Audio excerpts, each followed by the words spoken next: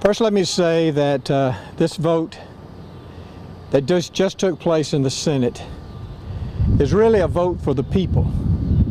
This is a vote for the people's right to vote on an issue that they can decide whether or not they want a lottery in the state of Alabama to fund the essential services of government, primarily Medicaid, because as I've crossed this state these last 2 weeks, and I'll continue to do that, but as I've crossed this state, I see people out there who are truly hurting.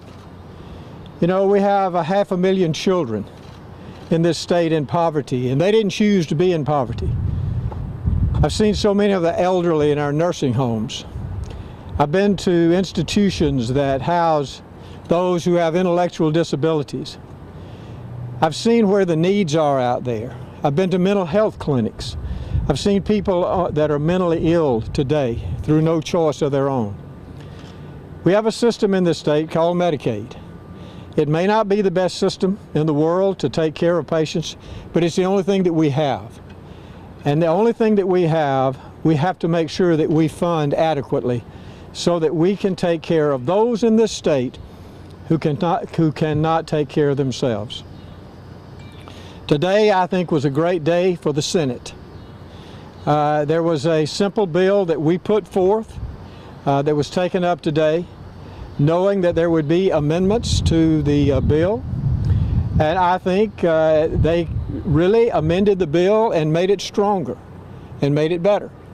Not that we were not for all of those. In fact, everyone that passed an amendment, I texted every one of them and told them that I liked their amendment. And I did. They made the bill stronger, they made it better, and now it will be presented. It'll be presented to the House, and the House will have their opportunity because they're actually closer to the people.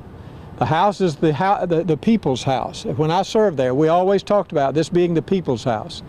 So now I believe that the House has a very good bill that they can look at, debate on Tuesday. Well, I don't know if they'll be able to debate it Tuesday. They may only have one day, which will be Wednesday, if we get it on the ballot for the general election. So that'll be the last day that we can do that, to get it on the ballot for the general election. But I want to commend all of our senators who supported this bill. Particularly, I want to commend Senator McClendon, who presented his bill first. And it was a very difficult bill for people to vote for, and we saw that. Our bill was much simpler, we knew that, and actually I'm glad that it went that way. I'm glad they chose to do it the way they did it. Senator McClendon did a fantastic job, and I want to tell him, and I want to tell the people of this state how proud I am of him. Senator Marsh, who is the pro tem of the Senate, showed really strong leadership. He worked with all members of the Senate, those who had issues that needed to be addressed. They addressed those. He and Senator McClendon did a great job. Senator Reed, who really is opposed to a lottery himself, he chose to work with Senator Singleton, and they worked together to bring an amendment that was passed, and I agreed with it. There are several things that have happened with this bill today. One is it is limiting massive expansion of gambling in the state, and I like that.